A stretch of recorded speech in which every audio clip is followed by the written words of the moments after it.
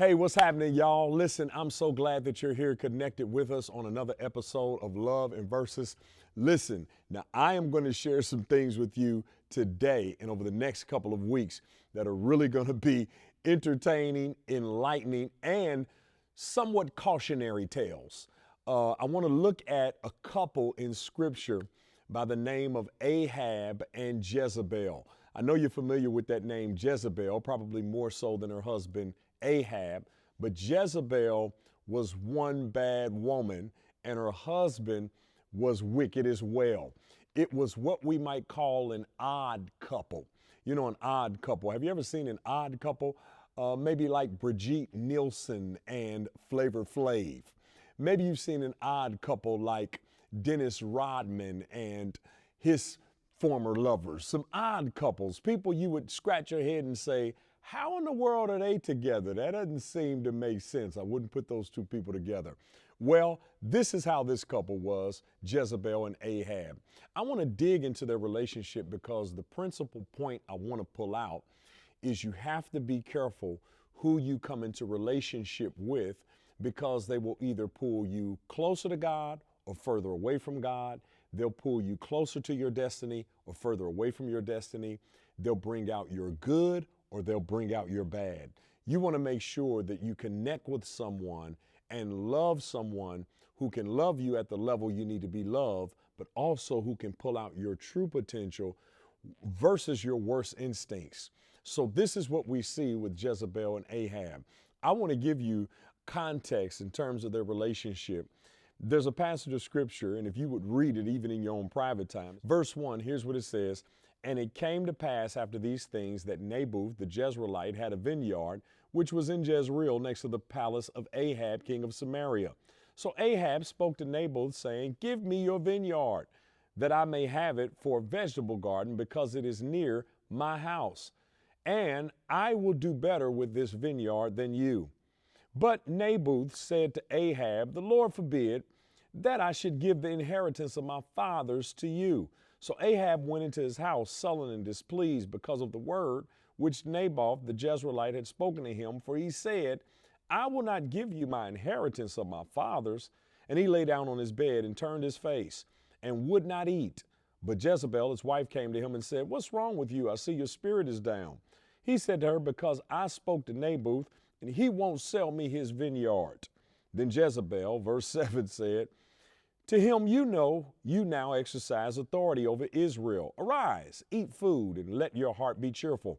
I will give you the vineyard of Naboth the Jezreelite. And she wrote letters in Ahab's name, sealed them with his seal, and sent the letters to the elders and nobles who were dwelling in the city with Naboth.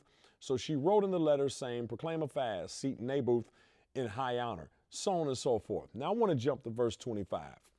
Here's what happens.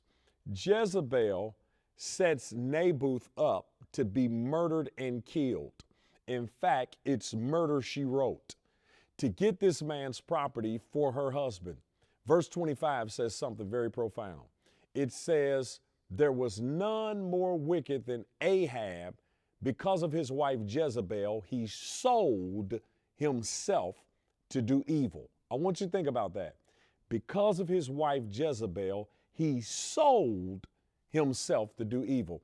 Listen, today I want you to understand the importance of having the right chemistry and the right connection with the right person to bring the best out of you.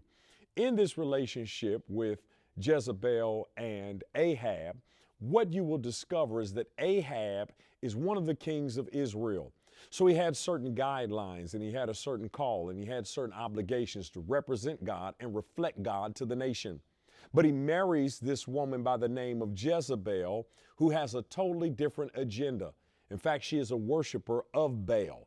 Baal, we know in scripture, is an idol god. In Baal worship, she would lead the children of Israel, or all of Israel, away from God toward evil. But it started with her husband. In fact, it's interesting how they met, because you would think a man like Ahab would not marry a woman like Jezebel for a couple of reasons.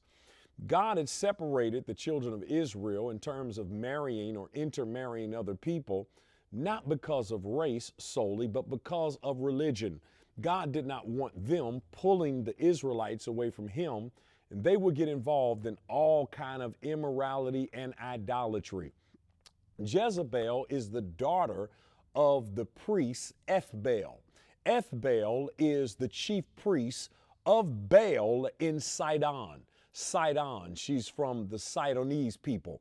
She comes into Israel and she literally leads Israel away from God. Now watch this, it's very important because Ahab is a king over Israel, yet because of who he marries, it pulls him further away from God versus closer to God, and it has a ripple effect throughout the nation. I want you to get this. It's very important if you are a Christian. Now, I know everybody's not a Christian who's viewing this, and we do not exclude you from being able to receive these principles. I want you. But if you're a Christian, it's important that you not become unequally yoked with someone who does not believe like you. Because I know what we have in our minds. We have in our minds, well, I'll change them. Once I get them closer to my church and I expose them to the word and I kind of mentor them or disciple them, I love them, I'll change them. And once they see the light, they'll change. But you know what usually happens? Instead of you changing them, they end up changing you. And they end up changing you for the worse, because when you become one with someone and you connect with them on an intimate level, what happens is you take a part of them and they take a part of you. But be careful when you are connected with or dating someone who is not of the same faith and of the same belief system, because what will happen is they'll gradually erode your faith in God. This is what we see with Ahab and Jezebel. Ahab, the scripture says, is more wicked than any of the other kings, watch this, because his wife sold him to do evil. You know what that tells me? That tells me that he had a better nature, a higher nature, but because of who he was connected with, they brought the worst out of him. I want to talk to somebody right now. Somebody has never tried drugs before, but the person you're dating right now does drugs.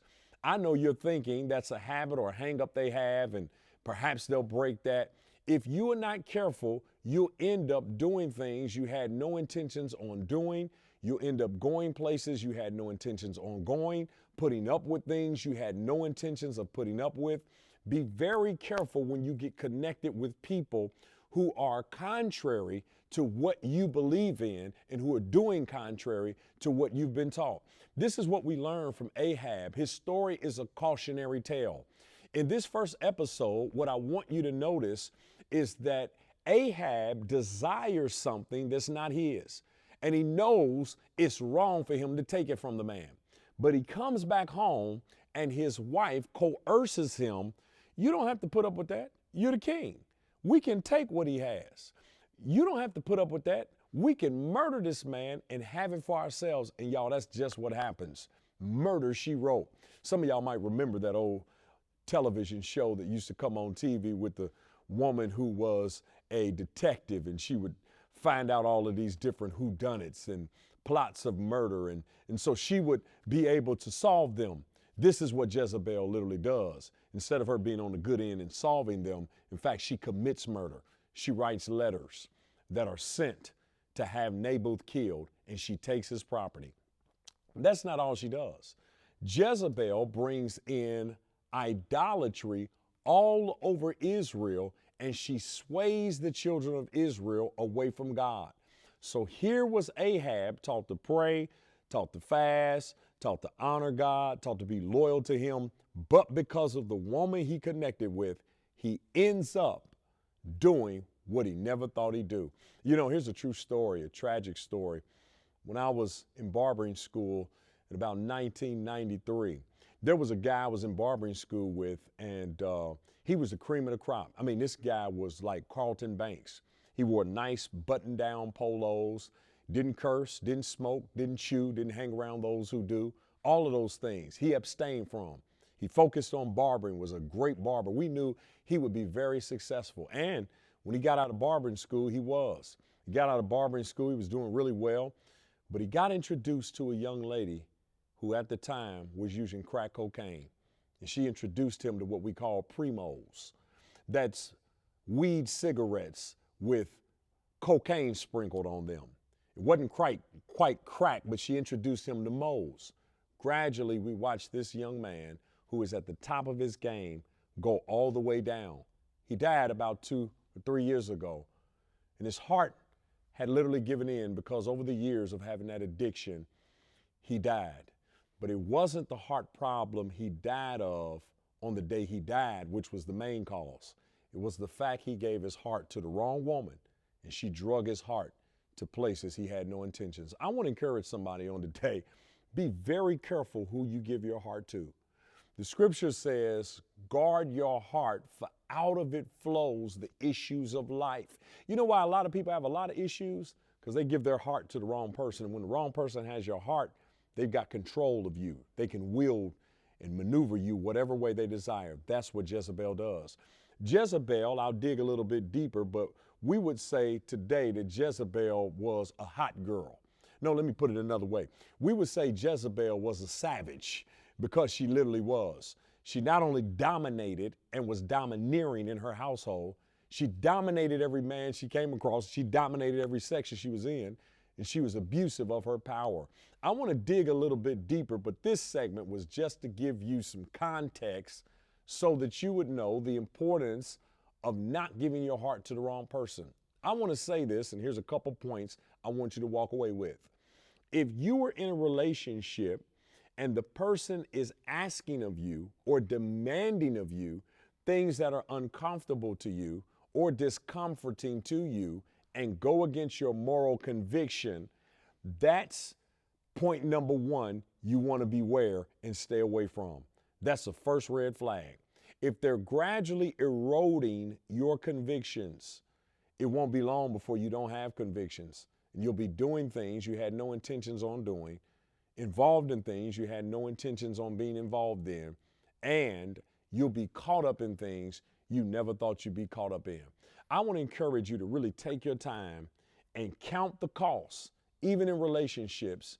Is it worth me giving up all of who I am, my convictions, my character, to have this person? Or is it something I need to walk away from and trust God is going to give me something better? Because what you walk away from will determine what you walk into. Learn from the life of Ahab. Be careful who you give your heart to.